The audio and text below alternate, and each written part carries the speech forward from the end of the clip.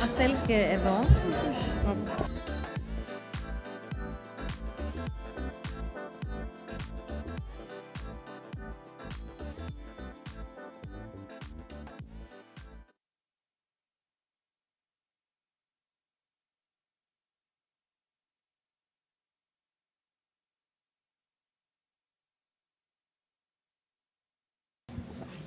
So, hello everyone. Are we ready to start? Okay, I guess before we start, we found these glasses. Do they belong to anyone? No? Okay, it's going to be here. Yeah. And if someone wants to, okay. All right, so we would like to welcome you to the final session of this event. A joint event of Gearing Roles and GenderSMART, two sister projects focused on the promotion of gender equality in academia and research. So these sister projects, through mutual help and support and sharing community practices and results, managed to echo their messages to wider audiences. The focus of this special event is on the European Year of Youth, with title Become a Gender Equality Insider. And hearing the experiences and insights from our distinguished guests, we're going to start with the first discussion. But first, we would like to welcome Maria Silvestre, coordinator of Gearing Roles from University of Deusto, for her welcoming remarks. Oh, sorry. Thank you. Thank you.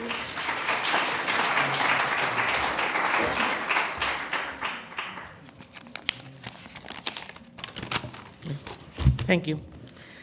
My warm welcome to this joint conference organized by the two European projects, GenderSMART and Gearing Roles. I think that the organization of this joint event has been a good practice and a good idea, even if it has also given us a lot of more work. It is necessary and enriching to generate meetings, collaboration, frameworks, synergies that allow us to get to know each other and that favor exchange and mutual growth.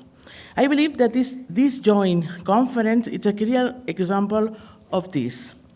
We agreed that the theme of the conference should be about the involvement of young people in gender equality and the impact of new digital technologies in these processes.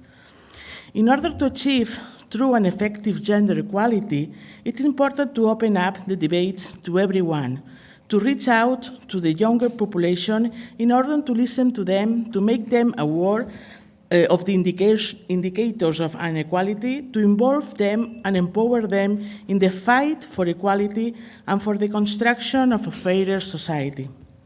Social and communication networks are a key instrument in the socialization, relationships, communication, and learning of the new generations. New technologies have many positive elements and potential uses to work for equality, but they also reproduce gender biases and participate in gender cyberviolence. We will talk about all this in this joint conference. I'm very grateful to the speakers and panelists for their participation. I thank you for attending, and especially thank the people who have been at the forefront of organizing this event for their work. We have spent 2 days surrounded by dinosaurs and extinct species, and we represent what is alive, what is current, what is imperative to move towards more egalitarian and fair societies. May the history of an evaluation of men, as it says at the entrance of the museum, be the history and evolution of humanity.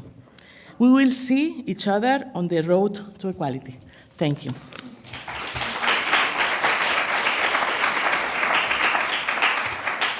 Thank you so much, Maria, for these opening remarks, opening words.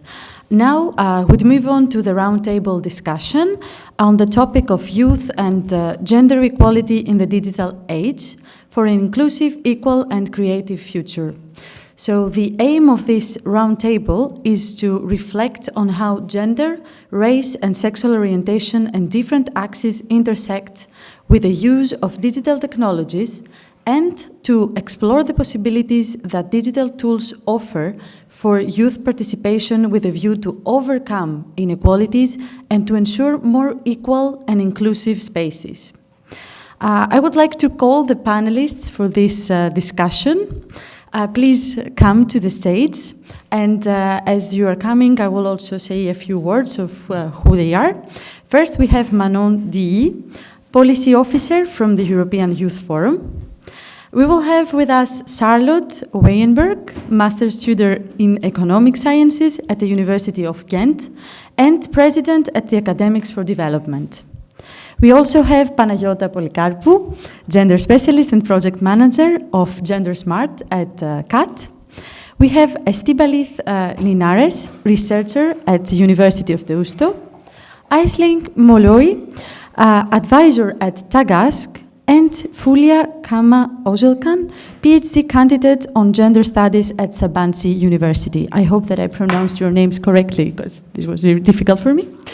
The discussion will be moderated by Ezekiel Aldine, which is a professor of anthropology and gender studies at Sabanci University and partner at Gearing Rolls. So, thank you.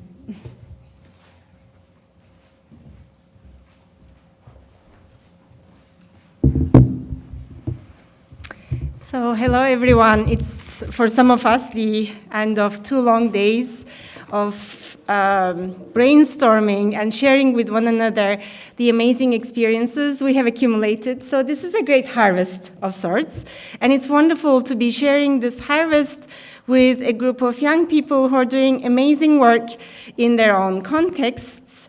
And I will start with reading you how the year 2022, which has been declared the European Year of Youth, is introduced on the European Union website. There's a website dedicated to this. It says, "Make your voice heard. 2022 is the European Year of Youth, shining a light on the importance of European youth to build a better future, greener, more inclusive, and digital." So this joint roundtable by Gearing Rolls and GenderSMART will build on this imaginary of a greener and more inclusive future, with some reservation about the digital. So no doubt, digital technologies offer significant potentials for empowerment, for creativity, organizing, and networking, but at the same time, they embody the risk of perpetuating existing forms of discrimination, marginalization, and violence, as well as creating new ones. So how to make sure that the digital is indeed a safe, enabling, equal, inclusive, even nourishing space that fosters creativity, empowerment, dignity, and solidarity is an important challenge for us all. And the best actors to guide us in the face of this challenge are, of course, the youth, which is why we're having this joint roundtable. So it's a privilege for me to be facilitating this diverse roundtable of speakers who are doing fantastic work as youth, on youth, with youth. So they will be shining a light on how this better future, greener and more inclusive, is being imagined and co-created today. And that's how we would like to start this roundtable, with a focus on today. So we'll have 2 rounds of questions to make it a dynamic conversation. And I'll start with the first question, reflecting on the title. So the title of the panel is Youth and Gender Equality in the Digital Age for an Inclusive, Equal, and Creative Future. What we mean by gender equality is, of course, gender plus equality, where class, race, ethnicity, age, origin, and other axes of equality are seen as integral to gender equality. So we can spend hours discussing the challenges and obstacles on this path to gender plus equality, or hours on the future that we imagine as inclusive, equal, and creative. There's usually a stark contrast between the grim reality of inequality, violence, and discrimination in the past and in the present moment that we're all dealing with, and the inclusive, equal, creative futures we envisage. So how about the better stories of the present moment? In the context of youth and gender plus equality, where do we see inclusion, equality, and creativity finding concrete and inspiring expressions today, either in the digital space or offline? Where do you see the harvest of your own work or the work of others in your field? And that's the first question that I will be posing the panelists. Whether this is a tiny, seemingly trivial harvest or a large-scale one, can you give at least one example of youth-led or youth-focused better story of gender plus equality today, online or offline, or both? And as you answer this question, I would also like you to say a few words about yourself so that everyone knows where you're coming from. And so we will start with Manon D, who will be reflecting on her work in the European Youth Forum. Yes.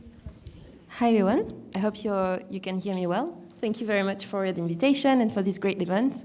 So my name is Manon Dehé. I'm a policy officer at the European Youth Forum, where I work more on social and economic inclusion. I don't know if you know the Youth Forum, but we're a member organization.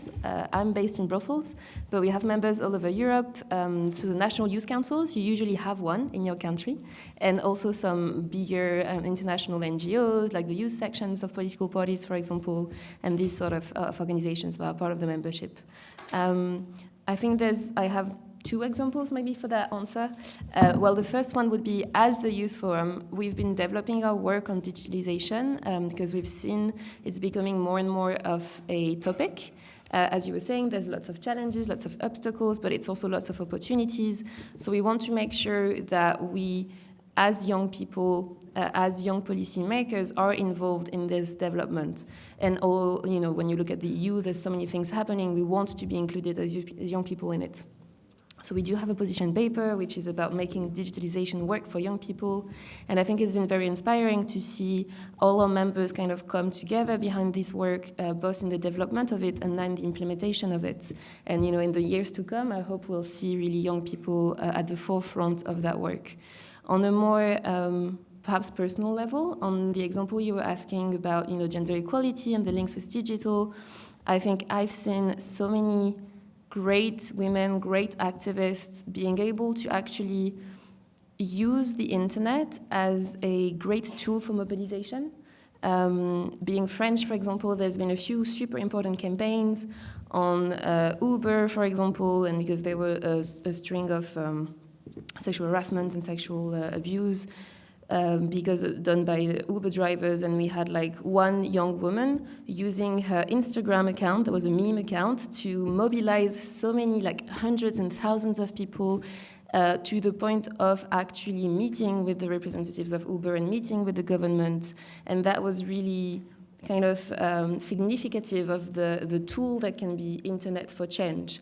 Or you see some young women, even young high schoolers actually, again, once again, sorry, a French example, but they were actually suffering from challenges from the internet. So during the lockdown and during the coronavirus, there were some young men that were sharing private pictures of those women, of those young girls, and they gathered together through internet, and they got mobilized together, and they got activated together, and they created an association, are working with a lawyer to really help other young women that are victims and survivors of this violence, and to the point that they actually wrote a book about it and how to mobilize together.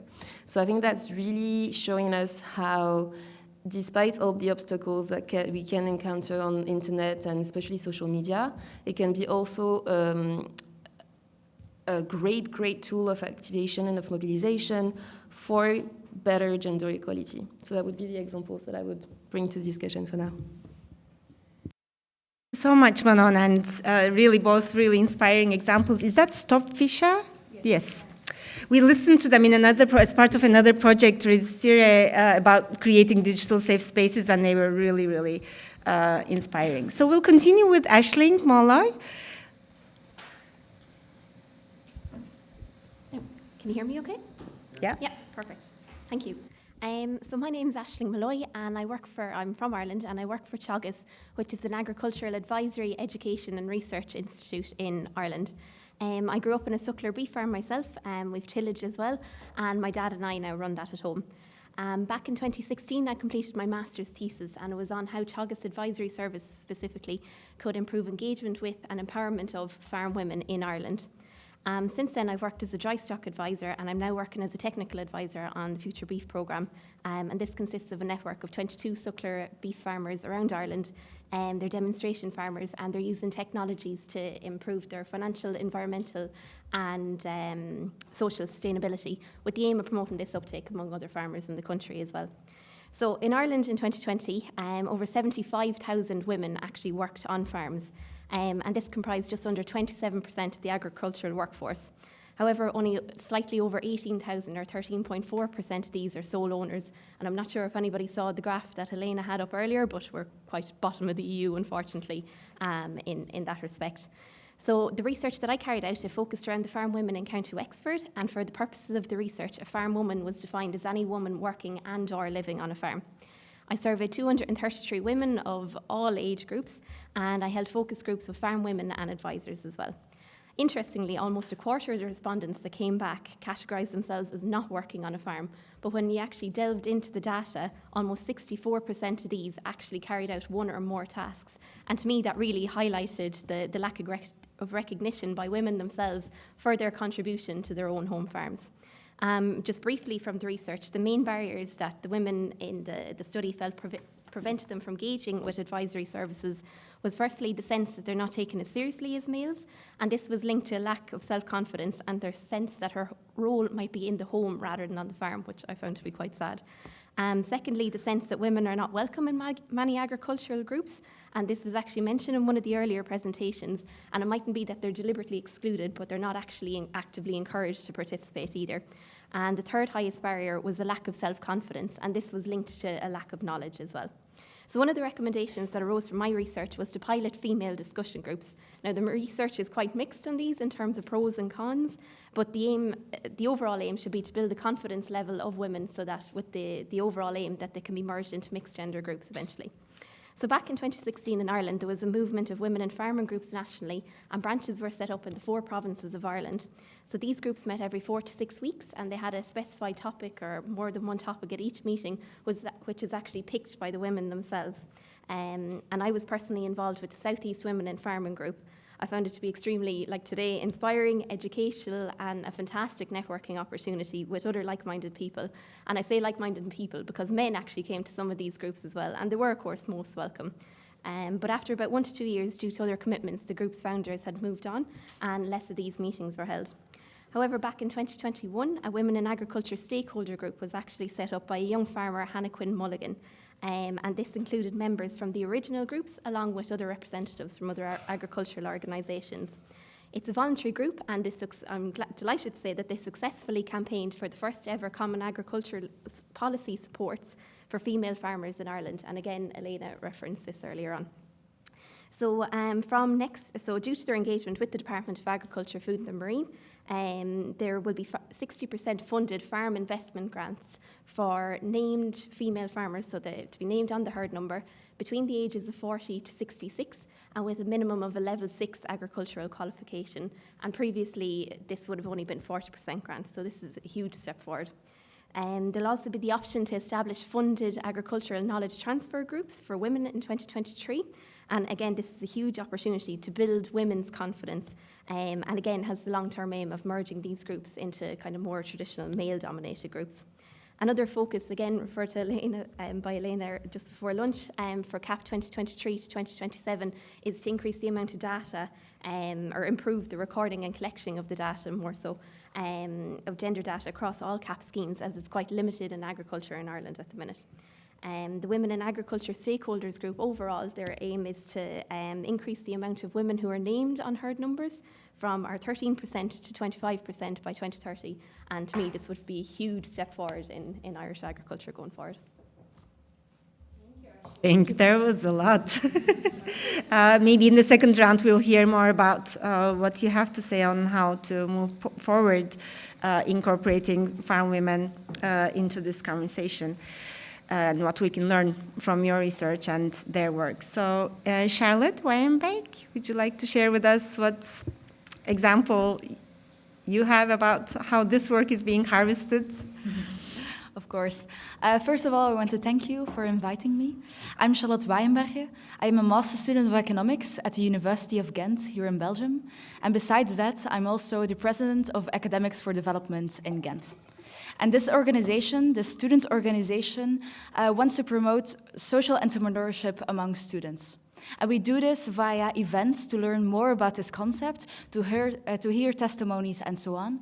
But most importantly, something that we are very proud of, we offer students the opportunity to really get a hands-on experience and work with local partners in the Global South on a project to create a social impact. And I myself was also a project student last year, so I want to talk about my experience as the answer on the question.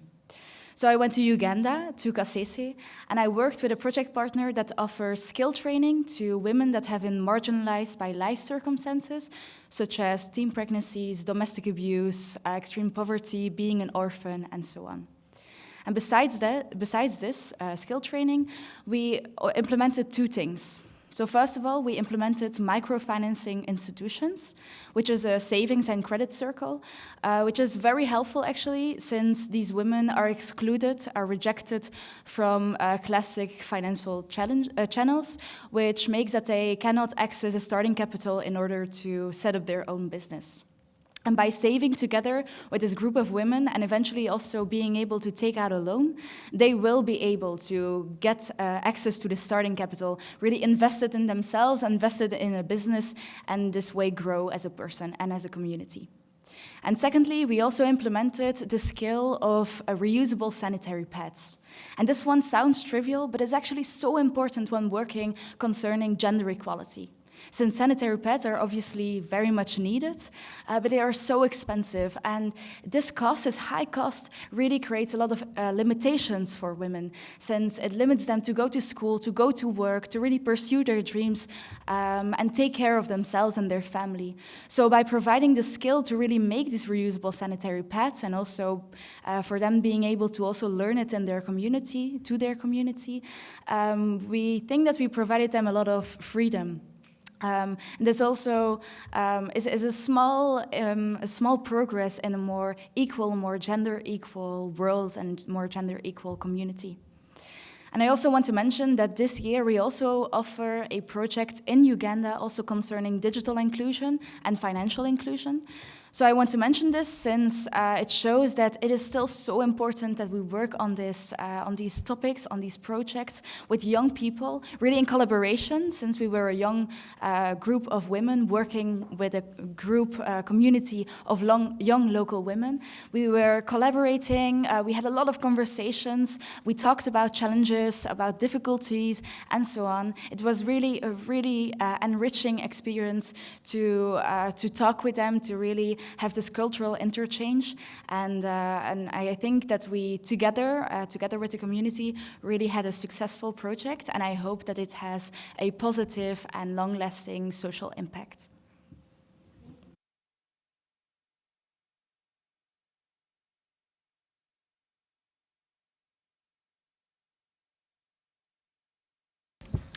We'll continue with Panayata Polycarpo, who is, of course, a part of GenderSMART. We had the chance to listen to her this morning, and now we'll listen more about her youth-focused work. Yeah. Yes, exactly. Can you hear me? Yeah, perfect. So, of course, again, my name is Panayata Polycarpo. I'm the project manager of GenderSMART at the Cyprus University of Technology. In addition, a person with great interest on social enterprises that create impact related to equality, diversity, and inclusion.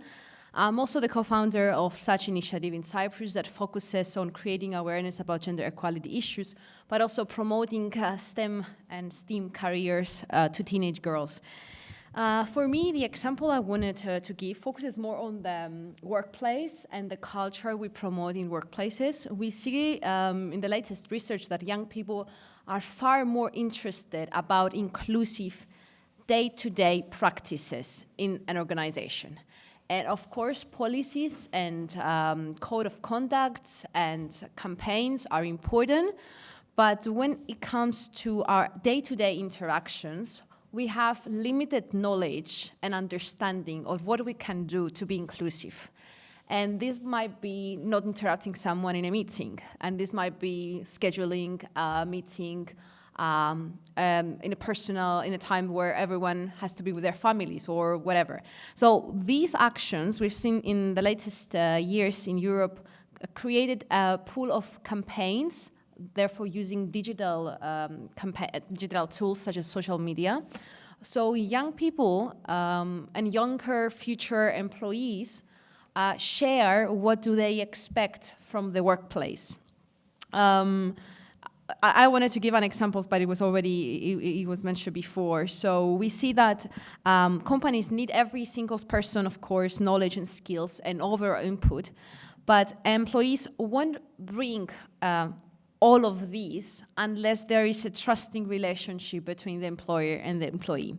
Therefore, the work related to leading with empathy and the allyship known term, for me, is what is mostly fascinating work that has been harvesting the last years.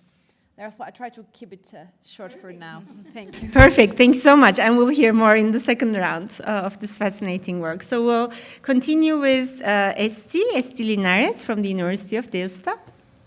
Bueno, firstly, thank you for the invitation. And bueno, it's true, my accent is from Spain, moreover, from the north of the Spain, because the receptionist, when he has me, you are Spain? Yes, I'm from Spain. So sorry because of my accent. And also, it's true that for me, it's a big and hard step to be here. Firstly, there are my partners here. Also, here is my boss. So for me, it's hardest to be here. Only because when we are speaking about here, and we are speaking here like women, and we are doing like that type of spaces, we put like our best face, no? And there are in our background, there are other types of emotions and feelings, and I think it's good to say how we are. And also we are speaking about empowerment, and we are speaking also about the leadership, and for me now is a moment that for me is so powerful. Now, yes, I'm of a University of Deusto, but also I work with adolescents apart from the university. I have work like more over 10 years like with adolescents, and yesterday I was working with them. And yesterday and also this morning I was thinking about what I'm going to say, what I'm going to explain, and how I can answer so much questions, because there are lots of questions and in very few minutes. And now I was thinking, yes, I have a very good, you have very, very, very good example that just happened yesterday.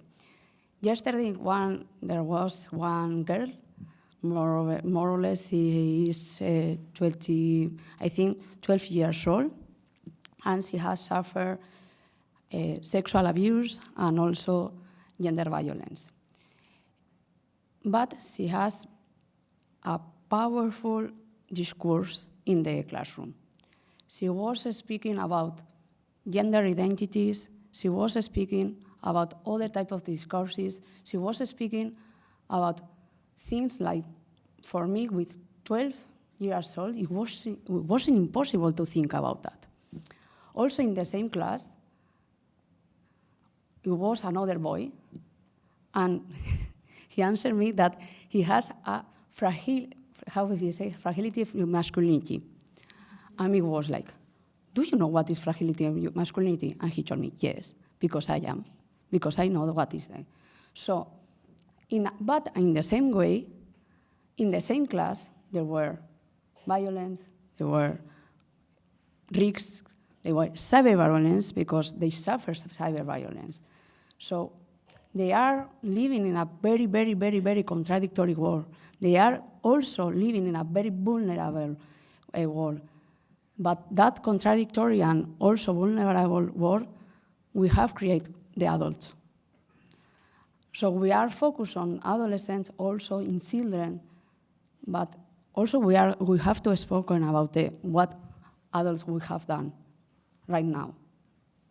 And in another way, also when we are speaking about the digital world, what's happening in the digital world, the digital world, how I see is a big mirror of the humanity for bad part and for good part. Like, for example, an example is one of my partners that have commented how the TikTokers, YouTubers are speaking about gender identities, they are speaking about equality, they are speaking about racism, they are speaking about other types of discrimination, but also is in the same way we can also cyber violence. We can also see how our, for example, partners, feminist partners, they are suffering by cyber violence. But it's our mirror. The online and offline life is the same. What's happening in the online world, the thing is like it's we have a connection, a world connection, and we are creating networks that are totally connected between them. So it's that the problem, that it's, when we have a problem, it's high problem, it's not the problem, but the problem is the same. And also, I think when we are speaking also, and we are focused on adolescents, the adolescents have very contradictory world, because they are seeing, they are thinking, they are living other world that is so contrary, because we are saying, okay, you can have whatever the identity that you want, but in another way, you have gender violence, you have racism, you have other types of discriminations. And to engage that and to affront that is so difficult. And we are speaking that they are 12, 13 years old. So what can I do, or what can we do with that problems? We have the mechanisms and I think the responsibility to create programs, to create other type of spaces to work, to speak about that. I think is that the way that we have to walk, and also this type of space, I think is an incredible space to speak about, and really to create programs that create other types of digital spaces, but also offline spaces, because it's not only a problem related with the digital world, it's a problem that is a structural problem. Great, thank you so much. Esti. So last but not least, we'll be hearing Fulya Ozarkan, who also works on violence, online and offline. So exactly taking on from where you stopped. What is your better story, Fulya, that you would like to share? Hello, everyone. It's really a privilege to be here and hearing all these inspiring stories, which connects, actually. I'm a PhD student, as mentioned, at Sabancı University Gender Studies program, and my work focuses on and offline feminist activist practices with a particular focus on Me Too movement and the struggle against gender-based violence in Turkey. The better story today that I want to share is the story of an independent feminist solidarity network called Speak Up to End, Susma Bitsin in Turkish. And it's a platform organized in the field of cinema and television and theater, working towards ending every form of gender-based violence, actually. And it's one of the solid outcomes of Turkey's Me Too movement, and continues to have an effective role in the struggle against sexual harassment, both online and offline spheres, and in the field of cultural production as well. The platform was highly inspired by the courage of two young women, a young actress named Eritishcan and a 19-year-old costume assistant working in a TV series when they disclosed their stories of sexual violence publicly through social media. Certainly the awareness and awakening brought by Me Too movement has affected their speak outs, and the platform felt, in their words, the need to felt being pushed by the back to take a position in the recent speak outs. And around 2018, the platform was established. What is the better story about this platform for me is actually, aside from being organized on feminist principles such as collective decision-making, being survivor-centered, having non-hierarchical structure, this platform actually has turned into a feminist solidarity network with the participation of more than 300 members, which is huge considering the sector. And these women are working and studying in the field, and they are harnessing the power of online and offline feminist activism to achieve gender equality and foster social justice. So they're not only curating hashtags, organizing social media campaigns, organizing press releases, but they're also physically attending the trials of women and forming solidarity groups with other entities. They are utilizing their friendship networks to actually support the survivors. And the platform is welcoming all women and LGBTI+, coming from different ranks of the sector. So it's not only women visible in front of the screen anymore, who are more privileged most of the times, but also the women behind the scenes. Yeah, who are young, inexperienced, and most of the times economically disadvantaged, now know that there's a place, there's a structure, there's a mechanism they can reach if they face with sexual harassment. And actually, the platform is not only supporting the survivors, but it's also welcoming all parties of the sector. So they are collaborating with the unions. They are also forming other solidarity groups with other parties in the sector. So they're forming these bridges. And these bridges actually, these collaborations really are effective in mobilizing the available support mechanisms.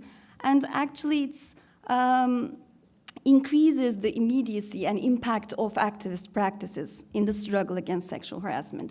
So recognizing the efficiency of these solidarity networks and seeing the empowering effect of including all the parties, all the subjects of the field, I think is one of the harvests of my work.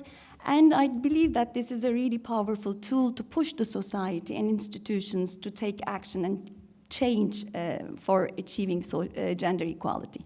Thank you. Thank you so much, Fulya. Isn't there a lot of energy and wisdom and a great ethos of solidarity that's really emanating from this table. So now we'll do a second round where I hope that each of you will delve more into the kind of work that you do, and we have prepared specific questions for each person. So again, I will start with Manon. You work on social and economic inclusion of youth and women at the European level. So what advice would you like to give all of us? What are some of the directions that you see as critical in the transformation towards a youth and gender plus inclusive future of politics and policy making? And what's the role of the digital in this transformation, especially in terms of the lives and participation of marginalized young people, marginalized on the basis of class, race, ethnicity, sexual orientation, and all the other categories that keep them in the margins? Well, it's a big question. I don't know if I can answer all of it. I think already it's extremely interesting to hear from all of you, and I think hearing the specific examples and the concrete implementation of those projects is always very empowering also in a way, because of course working at the Youth Forum and working in the Secretariat in Brussels, we kind of take a step back and look more at the policies and really the link between the work of our members that is very groundwork and more in the implementation, and the institutions, and how we can kind of bring that voice to the institutions. So that's always really our goal as the European Youth Forum and the work we do here. I think something very important that was noted is that online and offline are not that different. It's a continuum, right? And especially looking at violence, unfortunately, it's violence against women. The violence that exists online is part of this big continuum of violence that exists in, well, real life is not the word, right, in offline. So I think this is always something we need to keep in mind, and we shouldn't treat both things completely separately.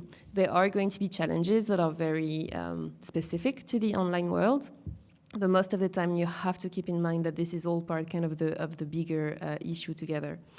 Delving a bit more in detail in our work, especially on digital, as I was saying, that's something that we're really trying to invest in more and more as the Youth Forum, because we see, of course, the importance of tackling it. Again, the online world can be full of opportunities for young people. It is, bringing people together, and that's extremely important already. You have people, from all over Europe and from all over the world that can come to get together. It's amplifying their voices, it's connecting people. It's also bringing them new opportunities. There are new job opportunities sometimes that come up with digital, but that comes with its own set of challenges. And so what we have been pushing for, again, as the Youth Forum, is that, we sometimes have this thought that young people must be literate digitally, that young people all know how it works, all have the latest equipment, and there's no issue for young people to use the internet. That's not true. For many young people, there are still issues of digital literacy, there are still issues of equipment. We saw it actually during the COVID crisis, right? Because education went online for many, many, many young people. And many of them, especially from marginalized background, especially the rural youth, did not have access even to working internet or to a good computer. And so that leaves many, many young people behind. And so we are, really demanding, more so than asking, the EU institutions and therefore the member states to make sure that young people are educated to digital literacy, that young people are, and everyone in general, of course, are equipped with good quality equipment, with good ICT access. So that seems very basic and trivial, perhaps, but that's really the basis to make sure that then young people can actually benefit from the opportunities that the internet brings. Another thing that we're really asking is, as always, and for all types of policies, for young people to be involved. And when we say involved, it's meaningfully involved. It's not just having like one consultation at some point and say, okay, we've consulted like 10 young people and we're good. It's making sure that young people are involved from the start. So it means the design of the policies, it means then the implementation of it, and even during the monitoring and the evaluation of it, especially regarding online policies, and making sure that issues that might not seem, that might not appear to older people, but that are very present for young people, are actually taken into account in this. And so that means also, of course, developing digital skills for young people and all types of new skills that they might need to really integrate in the labor market. But that's really the participation of young people within the decision-making processes will make sure that then they can engage in the civic space that the internet really offers them in a way. So that would be really the basics of what we're asking and of how we see that, we need this to make sure that the way the digital space evolves will be positive for young people, that young people can all engage in it and only benefit from opportunities and from the positive aspects and not have to face so many challenges in that.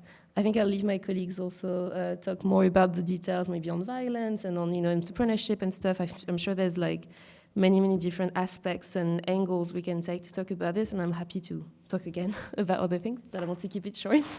But that's to give an overview of more the basics that we see as needed for young people in the digital space and for the future. Thank you, Manon. And so we'll move on to Aisling now. Aisling, talking about social, political, and economic inclusion of women and youth, we're privileged to have you as a guide to extend this discussion towards the rural, towards agriculture and farming, and perhaps even non-human animals. I don't know if you want to cover that too. But what insights would you like to offer to this round table regarding the engagement and empowerment of farm women and youth? And you've already started talking about that. So what does youth inclusion and gender equality look like in the rural context of agricultural production, which are not always made a part of these conversations?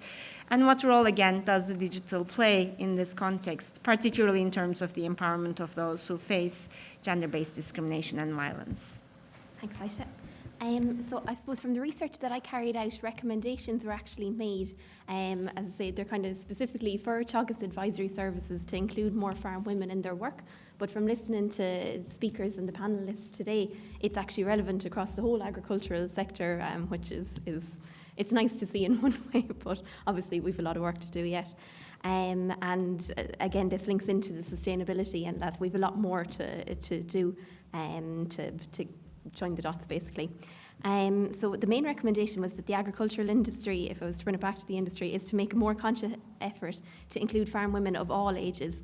And I've just a couple of quotes as we're going through, just from one advisor as part of the research.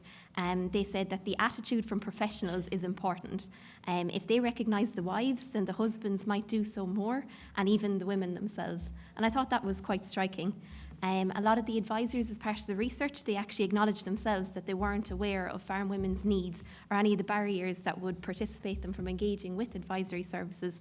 And they suggested that if they were more aware of these, they might be more proactive in encouraging farm women to engage with them. Unfortunately, because these needs and barriers are unknown, they're less likely to be considered when programmes or policy changes are being developed because of this.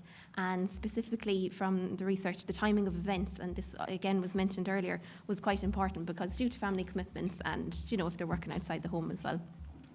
Including family members at farming events and meetings, addressing family members in correspondence, such as post or email, and encouraging women to engage with farm parties such as vets, accountants, sales reps, advisors, would all be a way of empowering women. And again, it's helping to increase their interest in the farm as well.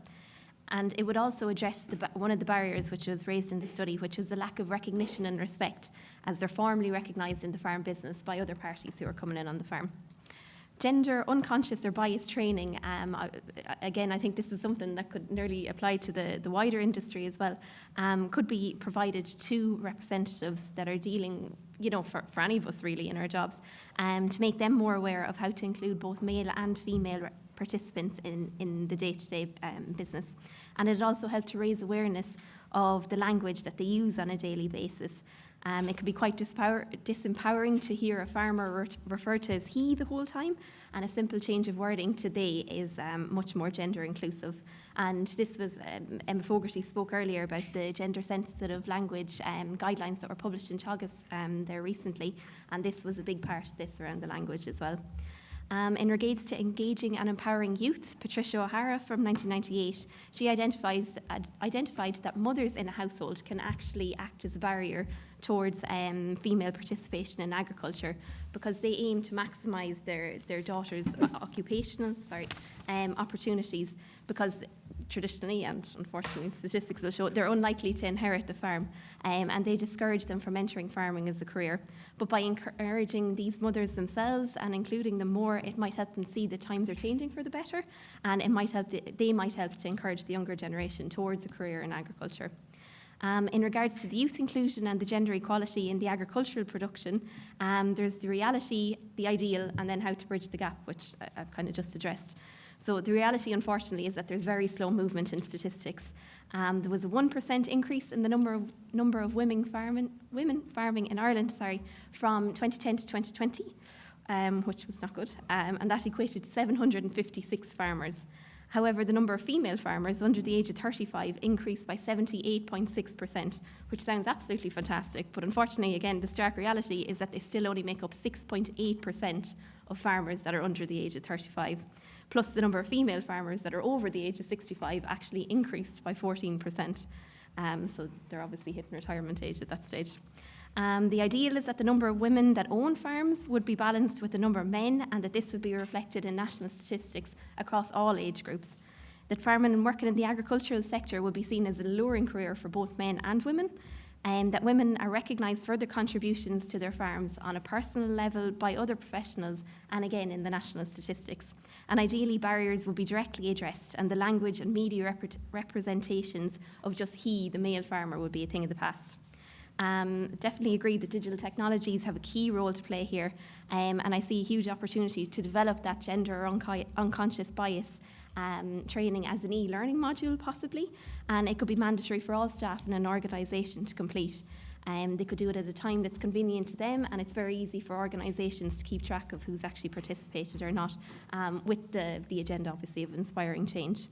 One of the issues that arose from my focus groups, again quoted from another woman who participated, was that the image of women in farming just does not exist.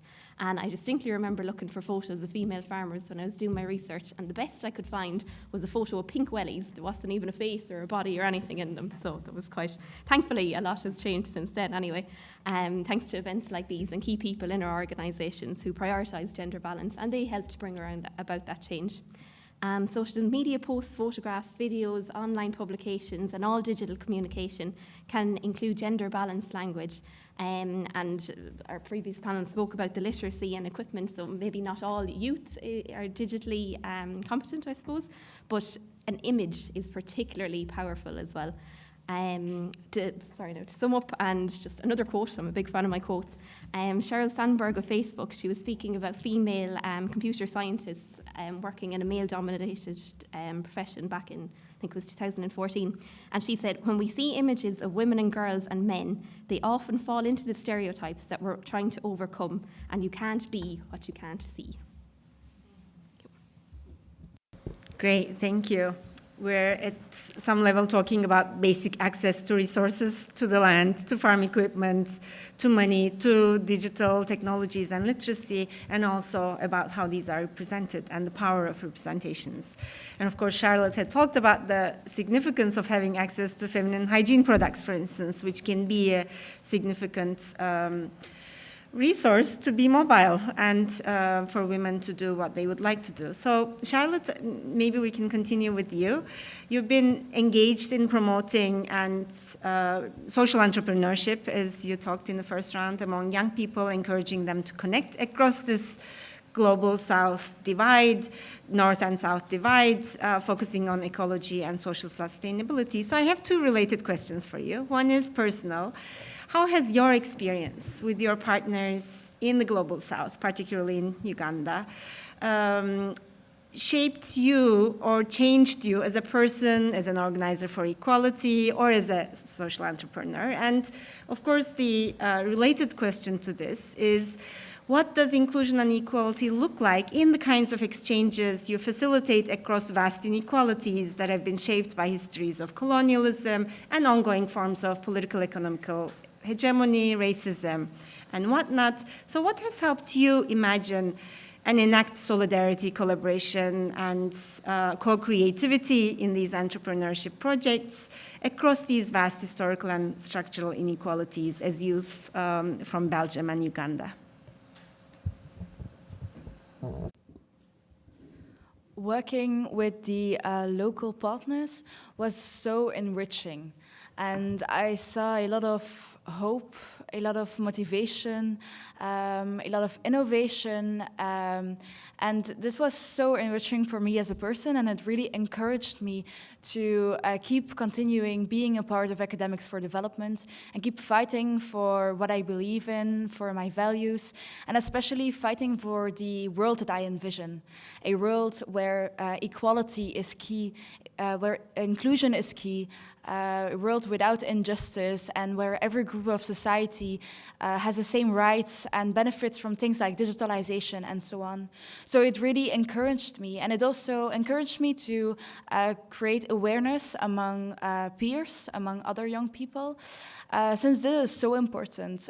We as the youth are really the future generations, and we have to collaborate together in order to attain the world that I envision, the world that we envision, to attain a world where equality isn't even a question anymore, or even a subject for an event like this, but it's just so so important and so normal in the world that we would attain for. And then for our project students, we obviously want them to be as prepared as possible when they go to the implementation phase. And for this, we offer a lot of guidance and support throughout the year. So first of all, we have quite some workshops organized by companies and people who have a lot of experience with the Global South, with the countries that they're going to, but also with subjects such as how to cope with injustice, inequality, cultural differences, and so on, to really provide them knowledge and food of thought and background information. Also, we provide feedback from a specialized jury. Again, people that are really specialized in the countries that they're going to, in the cultures that they will be working with and in, and also the topics that they're working with. So we provide them feedback in order for them to optimize what they're doing, optimize their ideas. And also we have a coach and Academics for Development, obviously, that guides these project students. But I think the most important thing is inclusion. We work with interdisciplinary teams, which means that we want project students, a team of project students, to really exist out of very different backgrounds, very different persons, different genders, different countries of origin, and so on, to really broaden that view and broaden this mindset. We think that is so important. And also inclusion, collaboration, and conversation with the local community, with the people that they are working with. We believe so much in conversation, as I said before, and going into dialogue and talking about challenges, difficulties, talking about or asking your questions to the communities that you're working with can be so enriching. And all of our projects are really about collaboration with the communities in order to get a solution or a part of a solution that is as sustainable, as long-lasting, and as good as possible, where as many people as possible can benefit from. And so I think that is really the key takeaway, that collaboration is key in order for us to grow as youths, to grow as a world, and to really provide a lot of social impact. Great, thank you so much. So we'll continue with Panayata. Panayata, you worked passionately about the empowerment of young girls, as nationwide and internationally, promoting gender equality, setting up spaces that encourage women and girls' participation, particularly in the STEAM fields, and you already started talking about that. I love the subtitle of your book, A Few Words for a Big Change. So could you tell us about this big change?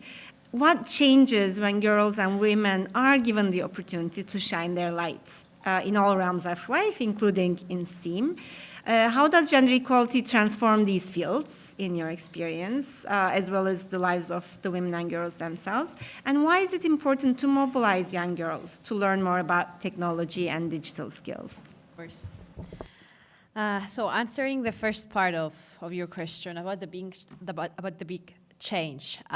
So we consider the actions taken for gender equality as leading to big change, as it is indeed proven that when we eliminate any form of bias or discrimination, leads to significant changes that affect so many dimensions of our life, therefore big change. Just to give an example, in the book, with a few words, we're giving advice, we're giving knowledge, we're sharing knowledge, but we're also giving advice for parents or educators. And I will give a specific example. We give some advice on how parents can eliminate any forms of bias or stereotypical advice that they give to their kids when it comes to career advice. And these may have as result how girls, for example, are choosing careers. Therefore, the under or overrepresentation of a group in a particular field, for example, STEM. Therefore, we believe that those small actions that might seem not really, let's say, huge or that don't take much effort, we do believe that they lead to big change. That's why the subtitle of the book. Now, moving on to the next part of your question, when we see what changes we see when girls are indeed given the opportunities to shine. It is already granted sometimes for men that they are given the opportunities to shine in STEM careers. At least that's what the numbers that we have all seen the last 2 days show. So when we see more girls following these careers, it was already mentioned by Anna Gokidis before, we do narrow the gender pay gap and we enhance women's economic security and we ensure a diverse and talented STEM workforce that prevents bias in these fields that they actually define our future, define the future of job, define and design already also an inclusive future. So globally, we see that more men are using internet than girls, so than women and girls. So if we see more girls have access to internet and feel safe to use the internet and navigate online, then they are able to develop also the necessary skills and engage in digital spaces.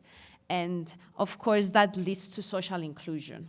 Because we've seen also from papers that the European Youth Forum published last year that feeling safe in a digital environment or having the skills to navigate and use it for your benefit also leads to social inclusion, which is extremely important to highlight.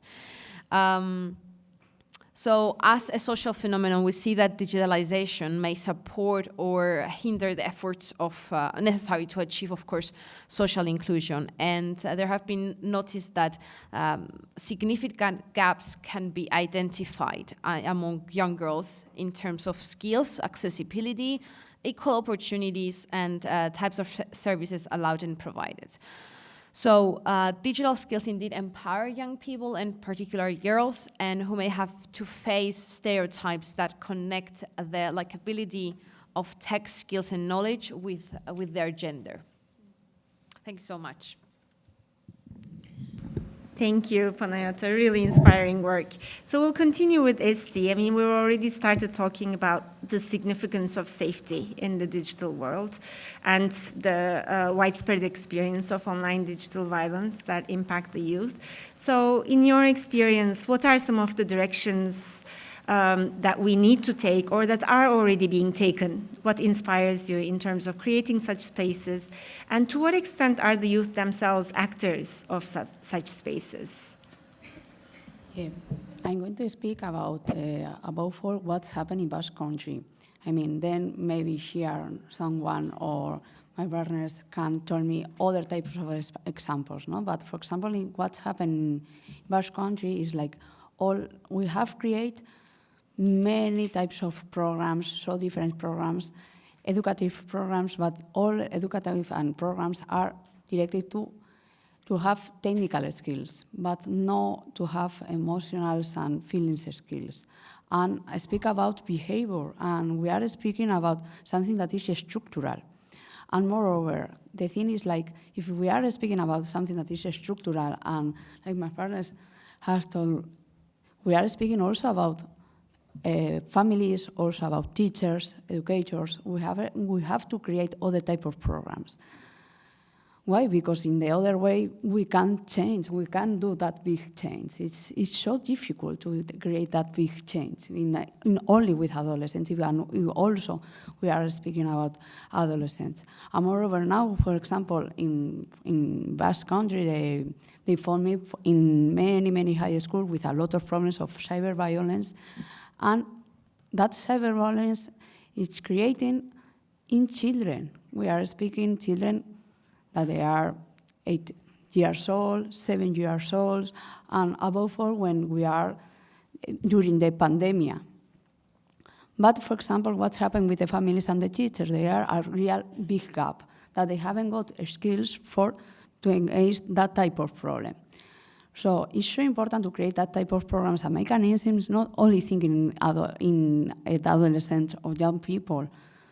We have to speak and we have to create programs that in different ways and different direction. For example, for families, also for teachers, also young and above all children. For me, it's so important when we are speaking about education, we have to speak with just 3 years old, because now 3 years old, our children now they are connecting in the network. They are in the net. They are seeing YouTubers with 3 years old. And if we aren't creating that type of programs and we are creating that type of other views of points, the problem is going to grow up. And I'm seeing, for example, when the families told me with 8 years old and one parent or mother or father, I don't mind, they told me, Esti, my little children is taking me my phone. No, you are giving her or his your phone. That is the problem, not so. I think we have to create other type of programs that involve, or I think all people that they are involved in the adolescent. And other ways, and I think that they are seeing, they have other alternatives. We are speaking about different alternatives, YouTubers, TikTokers. But the thing is, like, when we are speaking, for example, the cyber violence that they suffer with their body, and, for example, yesterday also I have a girl that she hates her body. That process is a long process to love your body and to be well with your body. So sometimes we are speaking about, okay, we are create the body positive movements, and it's great to have that movement in the digital world. But also we need other type of mechanisms, because in another way, it's something that we are putting so superficial. Really is something that related with our behavior, our codes, and internal codes. And to change that internal codes, we need other type of mechanisms that they create more in deep, that we belong to our identity. And also we have, I think, the way, I don't know how to say good way, but the way that we think is something related with education. And that education has to be so structural, not only focus on adolescents, instead that we have to focus on children, also on educators, and also on families. Because in another way, it's so difficult to change things. And also in the same way, we have to improve other types of techniques that we are speaking about, psychologists, about social workers, about other type of professionals that we have to be in the schools. Creating other type of spaces where we can speak, we can debate about things that they are really in deep, and we are not creating that type of space. For example, in Basque Country, that I think is the way. However, it's true that we have to put a positive view, because in another way everything is wrong. No, we are in the way. But yes, I think we have more discussions, more in-depth discussions that really it's not only to create a body movement or other type of movement that only is in digital world. We need in offline world other type of mechanisms.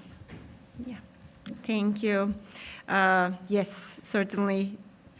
The significance of structural mechanisms and movements, and of course this points to the significance of the kinds of projects like gearing roles and GenderSMART, and as we were talking this morning, moving them forward, investing more in them, while at the same time developing these movements and civil society organizing around solidarity, which Fulya is looking at in her dissertation. So the title of your dissertation is Feminist Activism and Digital Media, the Interplay of Online and Offline Feminist Collective Action in the Turkish Context. So what insights would you like to offer us in terms of feminist practices and politics changing in the digital moment, especially of the Me Too movement and its impact?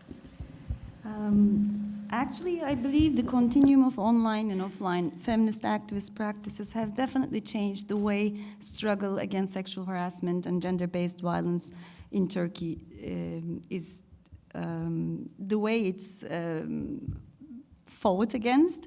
So due to the awareness created by these campaigns and everything, bridges formed that I have been talking about the Susma Bitsin platform, and with the networks established, the organization institutions actually felt the need to take more concrete steps, such as Turkey's Actors and Actresses Union. It calls Actors Union on their website, but I call them Actors and Actresses Union of Turkey. But this union formed a gender unit within their own body, and some drafted or finalized policy documents against sexual harassment. So some solid gains, termination of the contract of the perpetrators after disclosures have taken place. Even sentencing of the perpetrators, not many, but very few, but that's something. So these have all taken place. And one of the significant changes, especially in the cinema and television sector, my interviews told me that the male crew are thinking twice before making sexist jokes on the sets, film sets, and the subjects, the perpetrators are losing sleep actually for being disclosed.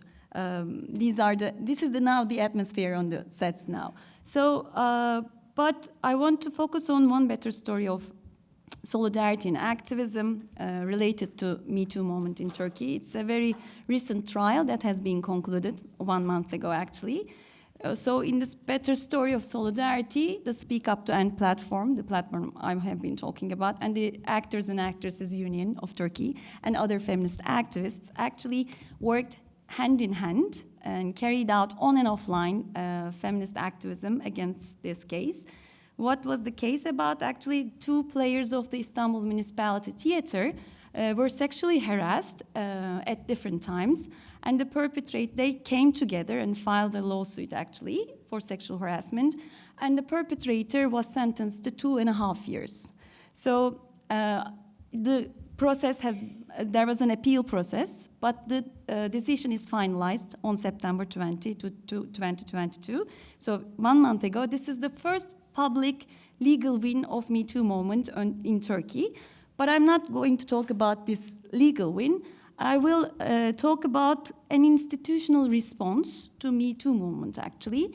So 1 year ago, on the day of the trial, when the sentence was finalized, not concluded, but the sentence was given, the perpetrator was about to have a premiere of his solo play at the Istanbul Municipality Theater. And the Speak Up to End platform, Actors and Actresses Union, and individual feminists attended the hearing. But after the sentence was revealed and the news spread all over social media, the platform and individual feminists following the case started sending tweets and mentioning the municipality theater for calling a response. So they were expressing their anger for silence to this case. And after thousands of tweets, the municipality first announced that they postponed the play. And this time, feminists started to tweet sarcastically asking, is it because the player forgot the lyrics or could not memorize his lines, or these sarcastic messages have flooded the internet. And eventually, after these protests, the municipality announced that they canceled the premiere. But the feminists still insisted on the termination of the contract of the perpetrator. Next day, there was this post on the social media account of the municipality saying that, okay, they canceled all the projects, current projects with the perpetrator, and they took necessary legal action against the situation.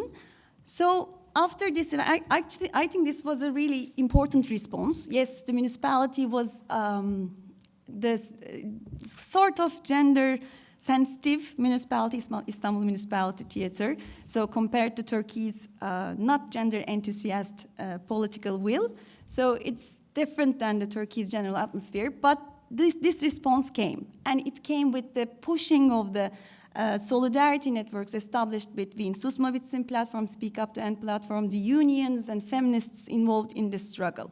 So this was both the online and offline activism carried out together. So can we talk about change? I believe yes. It is slow, but yes. And these young feminists in this field of cultural production actually continue to carefully and creatively utilize the simultaneously promising yet precarious capabilities of social media, if we put it in Mia Fisher's terms. And they use this power to transform offline spaces. And this better story, actually, of solidarity gives me hope. So that's something that I wanted to share with you.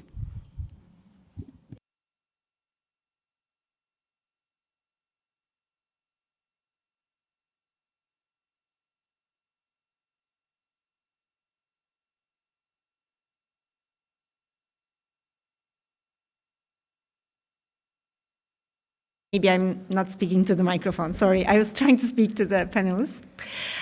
So from Turkey and Cyprus on the eastern end to Ireland to the Basque Country to Belgium where we are, and of course some of you do Europe-wide work. We've listened to some really inspiring actions and acts of solidarity and empowerment. So we have a Mentimeter, which we will, do we have it here or? Yeah, now. So we would like all of you to be engaged. We have another 20-25 minutes dedicated to the discussion, and we would like to start that with a question. Yes? Okay. Okay. Victoria, please.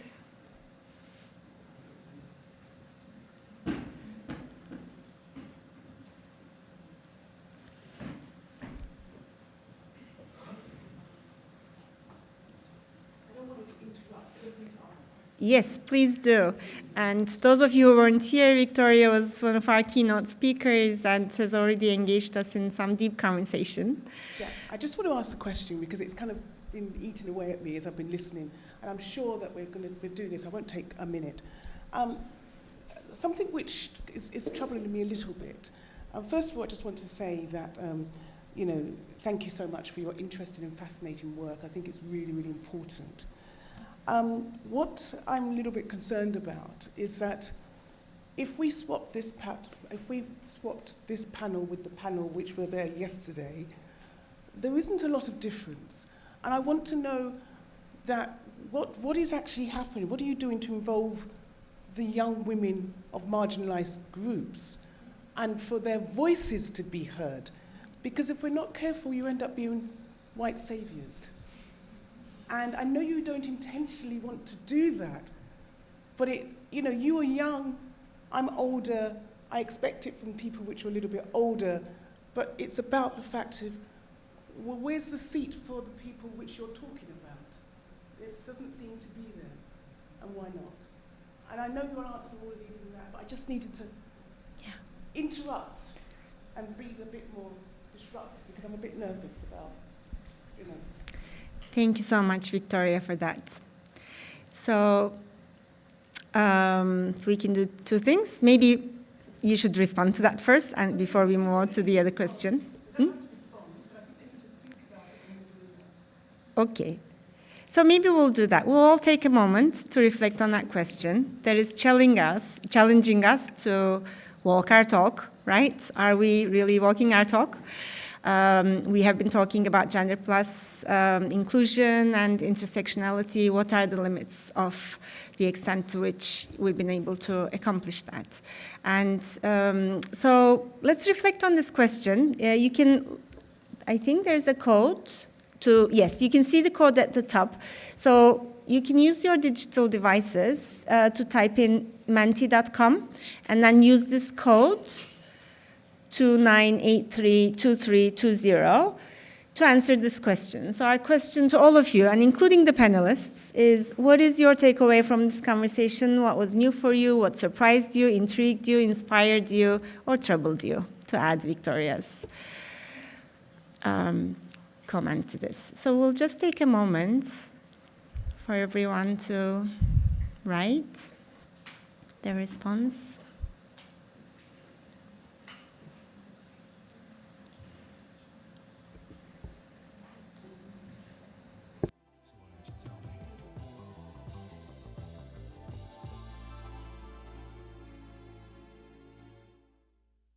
Listen.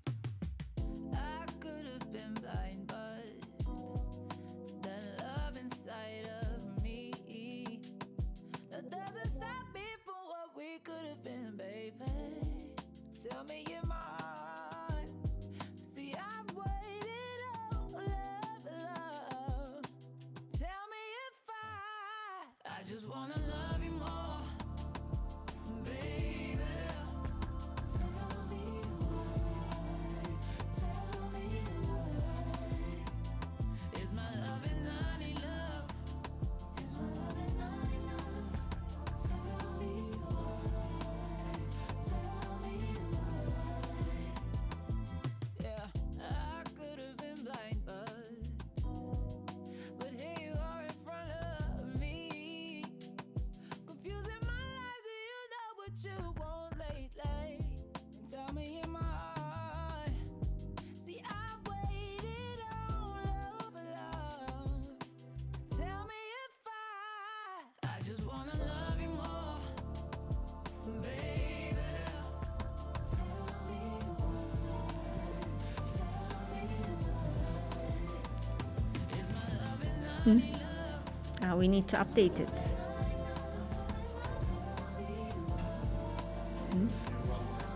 Right. Maybe we need to resync the Mentimeter for, yeah. Or scroll down. Yes. Okay.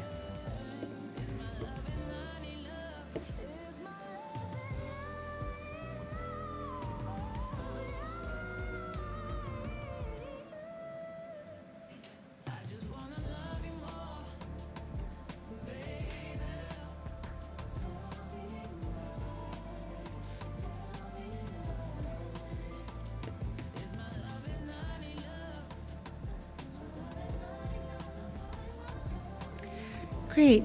So thank you for all these. I see some more people writing. When you enter your comments, they will appear here as well. So I would like to turn to our participants of this roundtable first. What was your takeaway from this conversation, listening to each other? And also, if there's anything you would like to say in response to Victoria's question, that would be great as well. So maybe we'll do the same round and start with Manon. I can start. I think the main thing, and it might seem basic, but to me it's the solidarity. I always think, being in these panels, these conferences, and the work we do in general, it's always really, really great to hear and to see what's happening everywhere, and how the solidarity between young people and young women is so important and is at the basis of our work in a way, and that's how you get and you keep staying engaged also, I think. And sorry, I got confused in my thoughts. So yeah, I think solidarity, and it's. Oh, sorry, I was going to refer to the Mentimeter, but anyway, all the points that were raised that were really interesting. And thank you also for raising the point more on the inclusion of marginalized voices. I do think at the Youth Forum, for example, I would very much agree that I don't think we're completely doing everything we should. I think we still have a lot of work to do. I think the angle is a bit different in the sense that we ask the Commission, well, we demand that the Commission and the European institutions, for example, in the work they're doing, think about reaching out to all young people and how you reach out to marginalized young people, because you will look at to take a very concrete example, I work on minimum income, for example, and when you look at the statistics, there are so many young people and people in general that do not take up the minimum income that they have the right to, and it's usually people from more marginalized backgrounds, and it's many times because they don't know about it, because they don't know how to do it, so the reaching out aspect, for example, is very important, but then in terms of including the voices, I think as a membership organization, this is a key question. I do think we're trying, and we have quite a big membership, but yet I don't think we're there yet. And so I really appreciate actually that you raised that point, and I think that's always extremely important to raise it, and we should raise it more ourselves, to be fair. And I just really, well, that's a commitment that I want to take and that I hope also as an organization we take to do better on this and to always be mindful of this and to find ways to give the voice directly also to the people from more marginalized backgrounds. That would be the first answer, I think. Thank you, Manon. Aisling, would you like to continue? Thanks. Okay, mine will be very short and sweet. I actually didn't put up the Mentimeter because I didn't have my phone with me, so I excluded myself digitally anyway by accident, but anyway. So what I would have said anyway, the takeaway from the conversation, I suppose the importance of the awareness of being so inclusive and the language around it. And I suppose what's slightly frustrating is like nobody's come up with any negatives to this, like it's all completely positive by doing it. So why is the change so slow? I suppose is probably the biggest thing that struck me. And it's probably like it motivates you, I think, another bit to, to do a little bit more in the ways that we can. What was new for me was probably the power of online movements was very striking. More so from the context, I suppose it wouldn't be a massive thing from a farming perspective, apart from the whole, I suppose, farmer bashing is kind of what we're experiencing in Ireland at the minute. But it's nice to hear that there's huge positives coming from that as well. And two things that inspired me the most was listening to Charlotte working with communities in Uganda and the supports that are being provided over there, and the mention of the book from Panayata, A Few Words for a Big Change. And again, I'm a big fan of my quotes, so that's just something that'll stick with me. Thanks. Thank you, Ashley. Charlotte, shall we?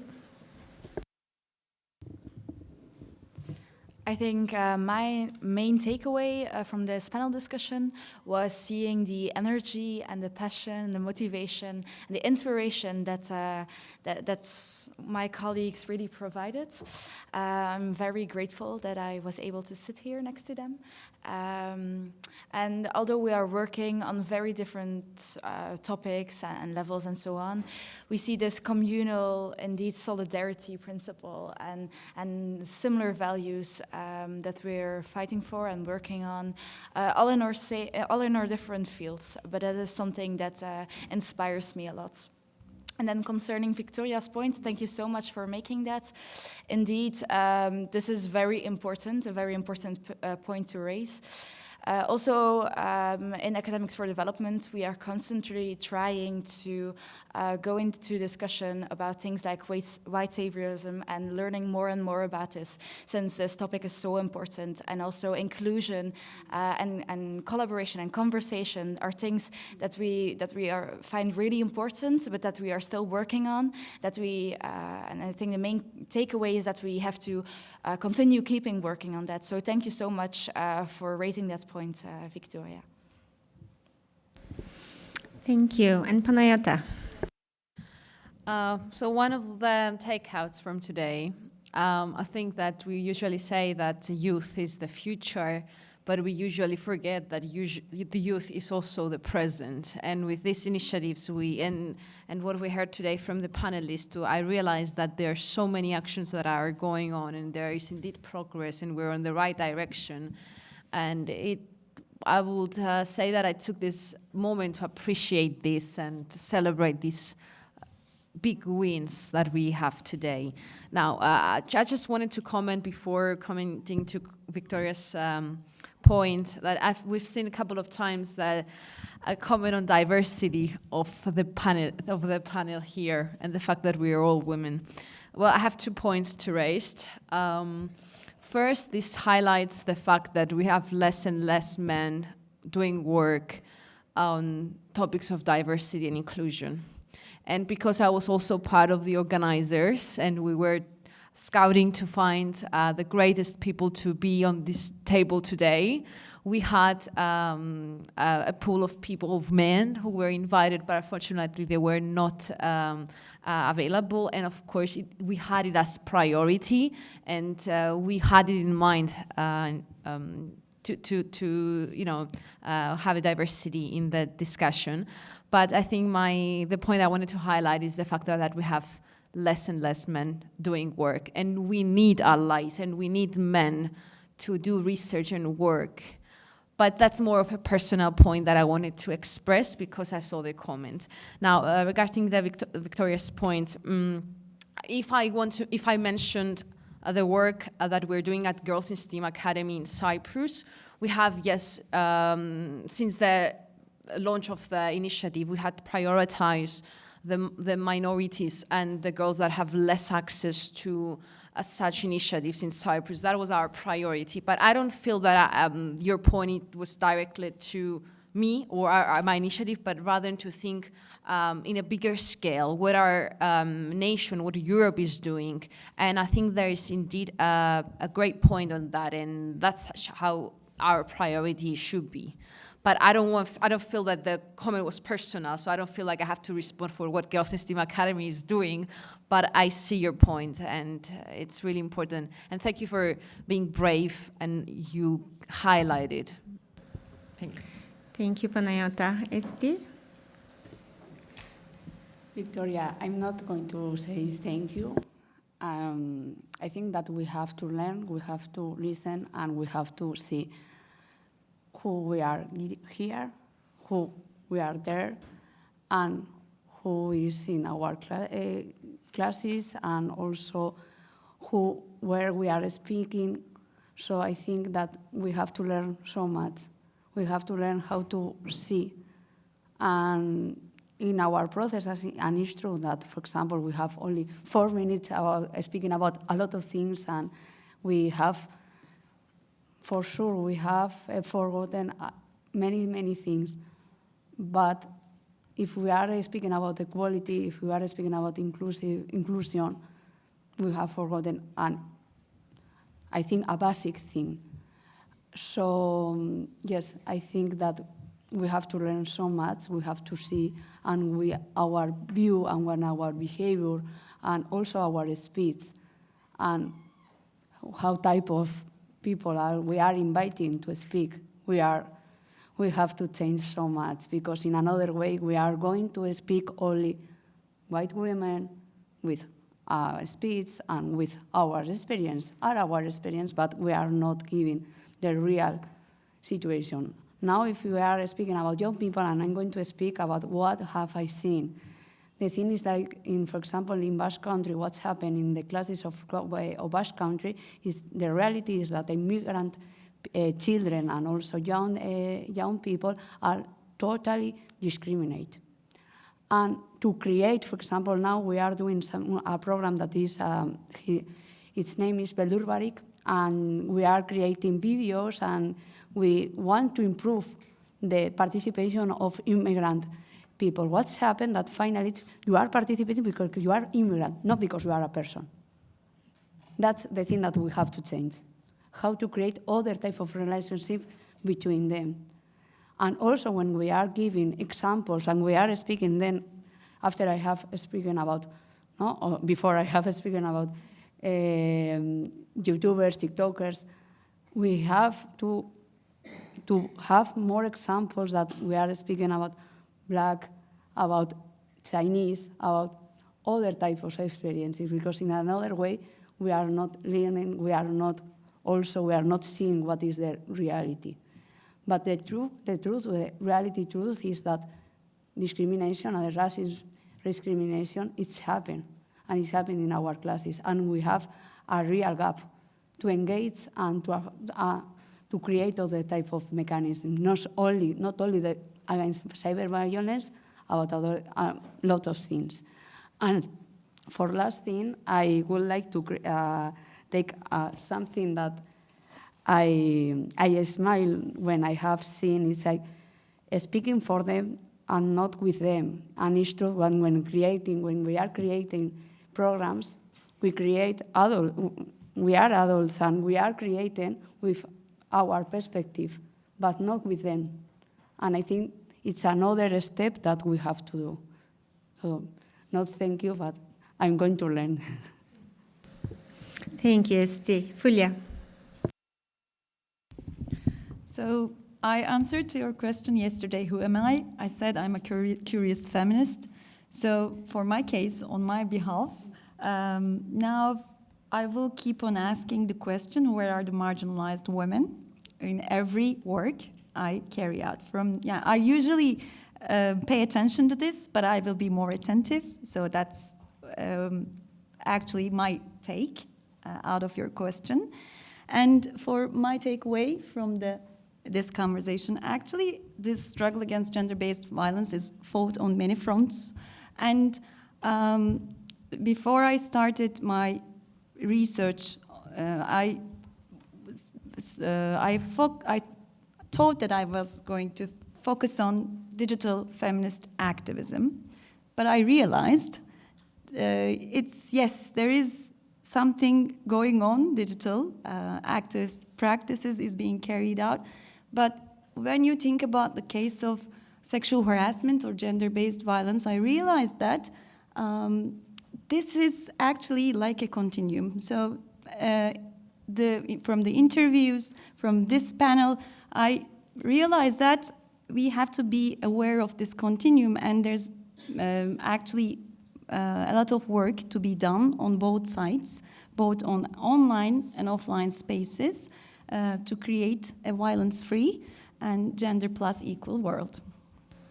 Thank you so much, Fulya. And yes, I think there is so much passion and solidarity that is emanating from this table, and also so much more that we need to think about, especially in terms of walking our talk, and how to address the question of privilege in all of our works. I think is a question that's remaining with me. When we talk to men, for instance, we say sexism or heterosexism is also your problem. It's not just our problem. But do we extend that kind of thinking as we move on to racism, the North-South divide, the East-West divide, and questions have come up, the class divides that we're all engaged in. Do we see ourselves as allies, helping others with their problem of racism, classism, and so on and so forth? Or do we see it as really our very real problem at this very moment? And I think both your talk, Victoria, showed me yesterday, and our conversations today, and the question really highlights the significance of looking at ourselves and incorporating that into our analysis of gender plus equality. Sure. And we might have a few moments for maybe one or two more remarks, and then we'll close.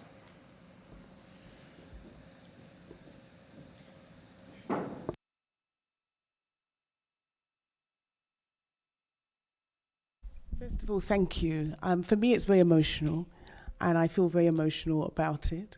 And the reason I raise what I raise to interrupt the thinking, I have an 18-year-old daughter who is very well traveled. I want her to feel that if she comes and sits here with me, that there's somebody looking like her who's talking about experiences which relate to her. And it's really passionate. So I feel quite emotional because I've had lots of this when I think of the older panels. So I want you as younger women to really take on what needs to happen for the younger panels, because you're the younger representation. And that's why I mentioned it, 'cause it is emotional, and I will go away thinking about it, because I want it to feel that young people coming up. And you mentioned quite a lot about body and all things like that, and digital. Many young black girls struggle with their bodies because it's not white. So their bottoms, their faces, their hair, their mouths, all those types of things are part of who they are. So somewhere in your hearts, when you're thinking about what you're talking about, please consider the cultural competence of what you're doing in relation to sensitivity to young women which don't represent the privilege of sitting in this table. And I really appreciate that, because I do feel quite emotional about it. So thank you very much for the space, and thank you for inviting me yesterday. And thank you for being here, Victoria. Inge.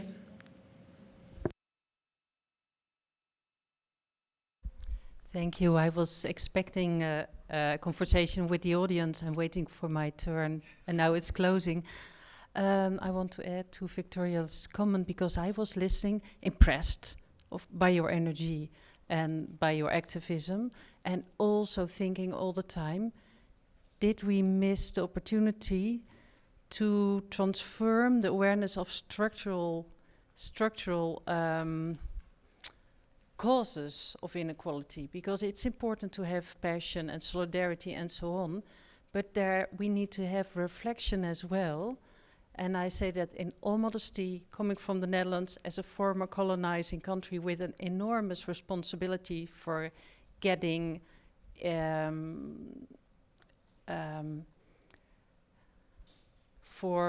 reflecting on our past and the responsibility that we have.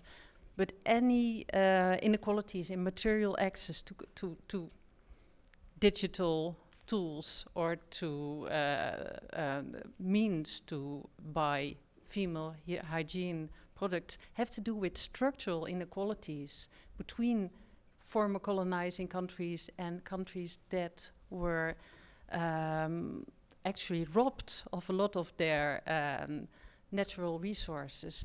So please continue doing your good work and help us to reflect upon the structural inequalities and do something about it. So what Victoria is talking about is one entry point, and the other one is the responsibility of the privilege that we have and how that links to structural inequalities.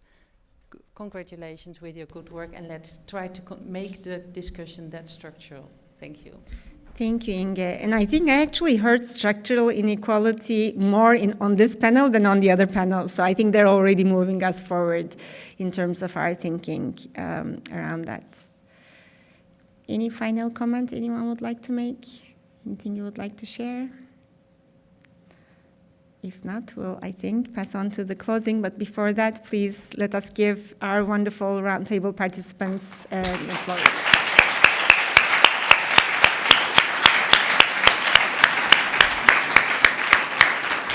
And as we would say in Turkish, power to your hearts, to all of you. And hope to meet on other occasions when we can walk together this difficult path. Thank you all. Thank you all for your contributions.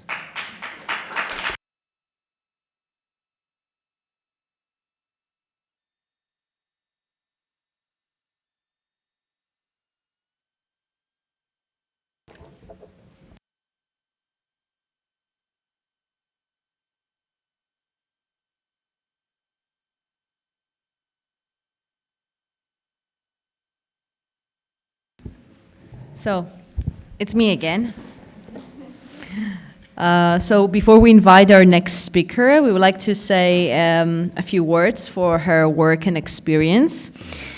Elizabeth Lipkiatu is head of a unit for program implementation at DG Connect of the European Commission. Some of the activities of the unit are preparation of Digital Europe program, legal in operation, design and advice, interface of the DG with executive agencies and policy feedback, coordination of evaluation for proposals, analysis and implementation of audit results, and of course dissemination and exploitation of results. Until September 2017, she was head of the unit Open and Inclusive Societies in the Innovation Union Directorate of DG Research and Innovation. And the unit dealt with social and economic research, including migration, security, employment, and social innovation. Her speech today will be on the topic of perspectives on gender and the digital age. Is Elizabeth here with us? Oh, I'm sorry. I didn't know, so I could wait for her. Okay, I'm so sorry. So we'll wait for Elizabeth. I have to repeat, of course. Are you having fun? Is it interesting? Yeah. Great.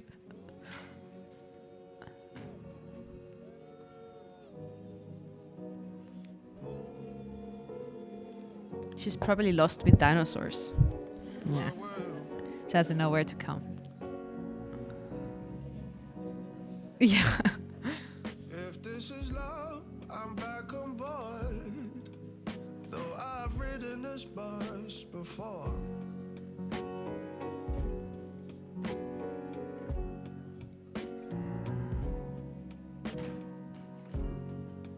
Maybe it's more, maybe it's not.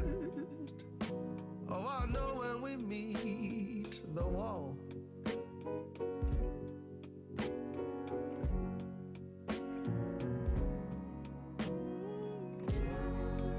All I got is love and time. Oh, I'm just living by design.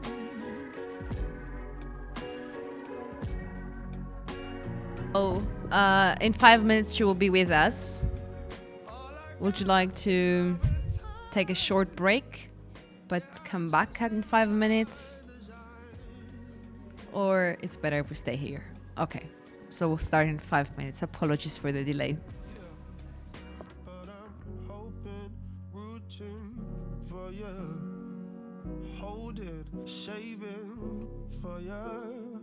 I'm evil, can evil. You know I like to take a chance. Maybe we'll fall, maybe we'll soar. Either way, I'm getting closer to God.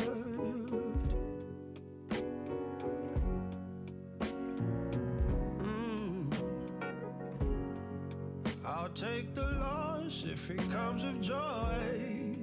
Then I could never lose the war.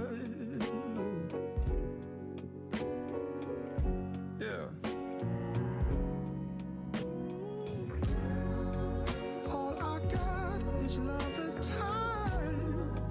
Oh, I'm just living by design. Yeah. All I got is love and time. Oh, I'm just living by design.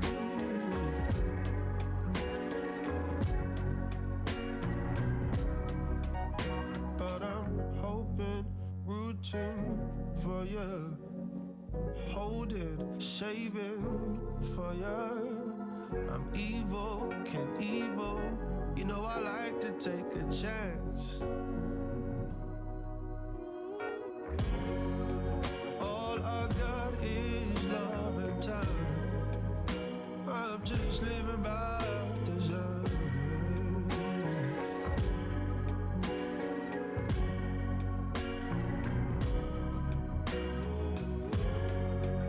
All I got is love and time. I'm just living by design.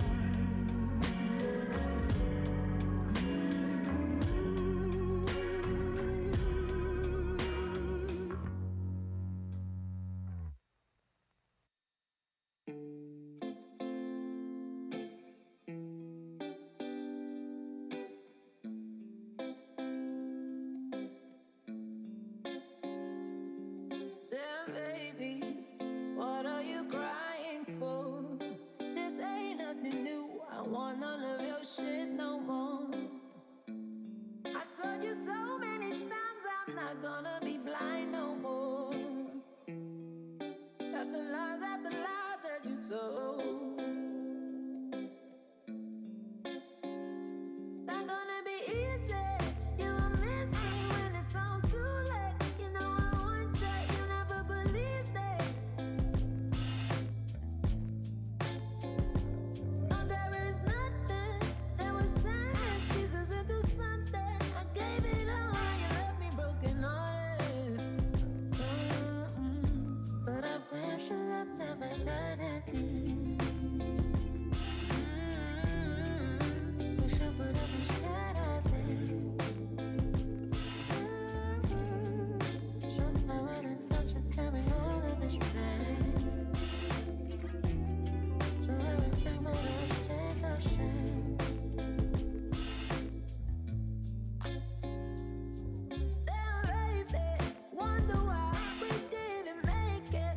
We were like water and fire, baby. You said a word, I'll finish it later. And I told you so many times I'm not gonna be blind no more. And the lies that you told. Not gonna be easy.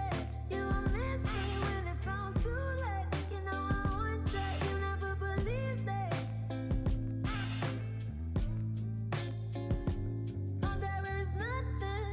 There was time and pieces into something. I gave it all and you left me broken hearted. But I wish your love never guided me. Wish I would have been scared of it.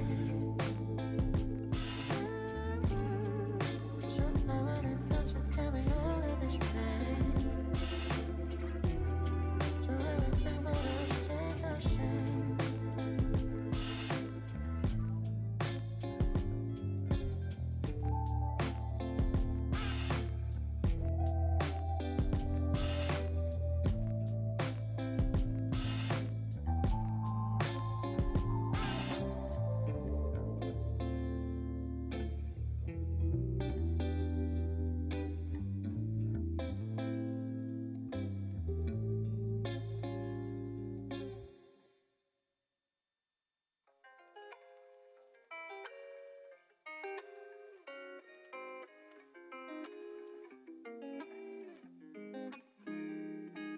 I've been driving a lot back to downtown, bottles of wine inside my car. See how I lose my mind. They've been telling some things about me, but they don't know what really happened, you see. Think you can help me out? Oh, I've been calling, and you've been calling too much, but I've been hanging. Oh, I've been hanging out, 'cause I met another boy named. Oops, I'm not gonna say it, 'cause I met another boy named. You're wasting my time. I've been calling your names, losing my ways. Can't figure out how to end this stupid game. But I'm over you. You think I am to blame, but you're just ashamed to let your feelings out of your brain. Now I know I'm over you. Oh, I've been calling, and you've been calling too much, but I've been hanging. Oh, I've been hanging out, 'cause I met another boy named. Oops, I'm not gonna say it, 'cause I met another boy named. You're wasting my time. You're wasting my time. You're wasting my time. I think I'm over you. Oh, I've been calling, and you've been calling too much, but I've been hanging. Oh, I've been hanging out, 'cause I met another boy named. Oops, I'm not gonna say it, 'cause I met another boy named. You're wasting my time. You're wasting my time. You're wasting my time. Now I'm over you.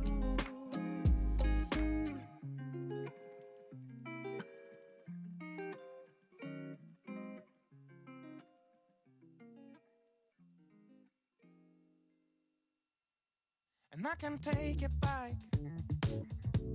the things I said without regret. Now I ask myself what I was thinking, cause every time I look at our pictures, it looks so natural. And I wish I could turn back time, back to the days when you were mine.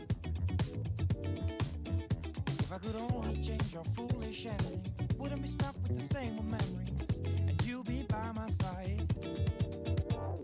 I wish that I could take it back, I could take it back. I wish that I could take it back, wish that I could take it back. And I can take it back, things I did without regret. We'll never forget the time that we went dancing, talked all night, it was so romantic. Why did I escape this love? Wish I could turn back time, back to the days when you were mine. I've been reaching out to all your friends, they took your side, so here I stand, all alone again.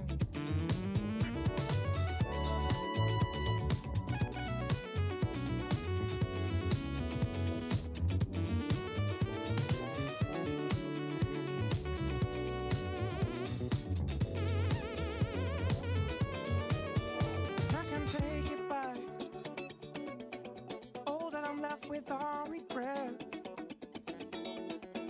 can't understand the way that I was thinking, cause every time I look at our pictures, it looks so natural. Wish I could turn back time, back to the days when you were mine. If I could only change your foolish ending, wouldn't be stuck with the same old memories, you'd be by my side. That I could take it back, I could take it back. I wish that I could take it back, wish that I could take it back. I wish that I could take it back, I could take it back.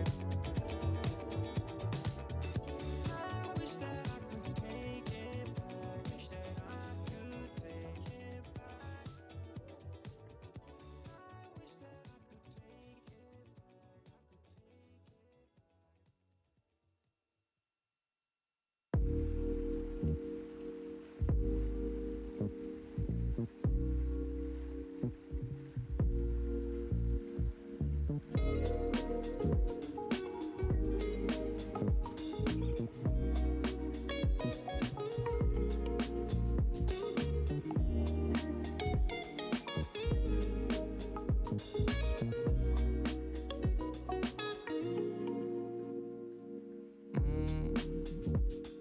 I don't seem like I can go. There's something strange upon my head. There's something that is beautiful. There's something I don't comprehend. Yeah, I had to go as though I was confused. No time for the changes that was consumed. Realize on the papers cause I got fused. But time told me something but he lied. And I don't mind if it's choosing to rewind. It's a way I've been feeling at times when it's that feeling that kills me inside. It's a way I've been feeling at times when it's that feeling, it's that feeling. Ain't no better life when I win in. Fucking on my mind when I'm losing. It's the way that I escape reality. Ain't no better life when I win in. Fucking on my mind when I'm losing. It's the way that I escape reality.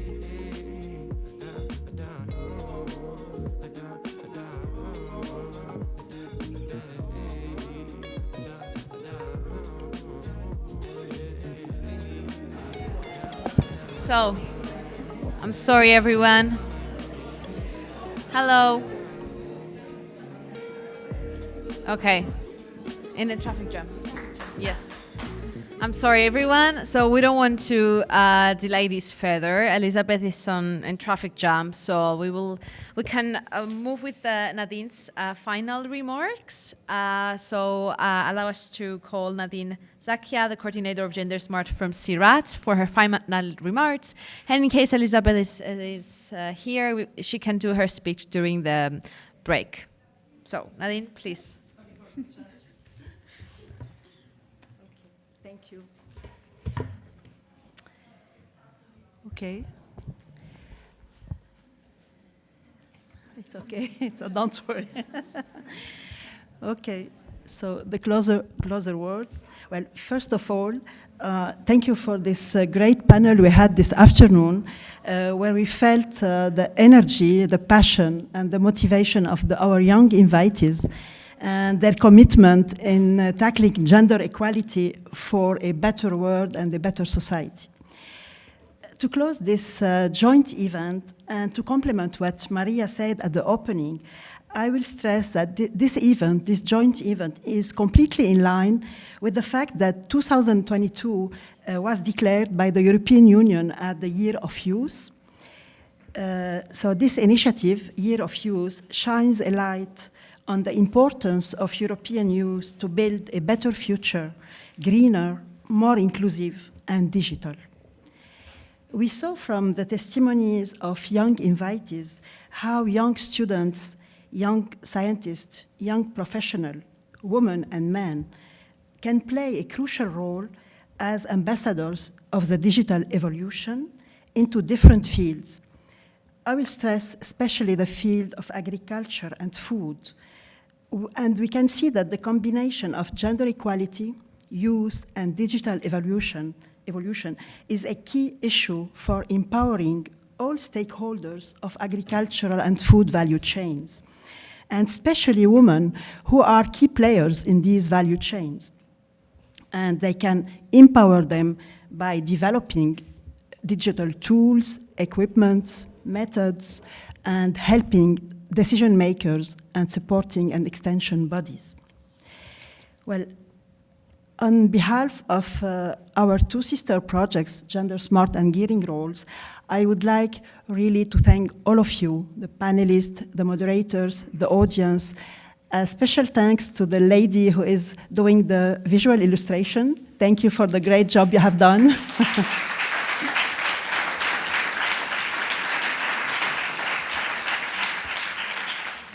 And a special thanks to the team who was in charge of organizing this joint event. As Maria said, it was a lot of work and energy.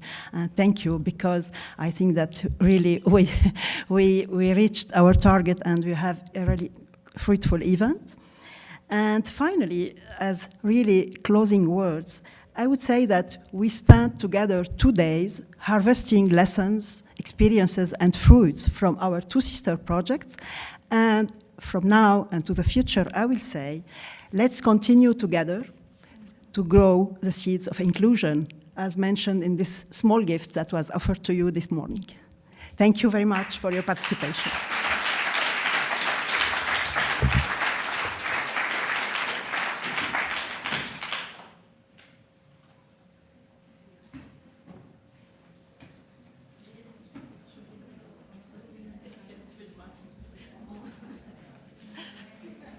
Okay. There is a farewell coffee as well, so you can go to the other room. Thank you very much.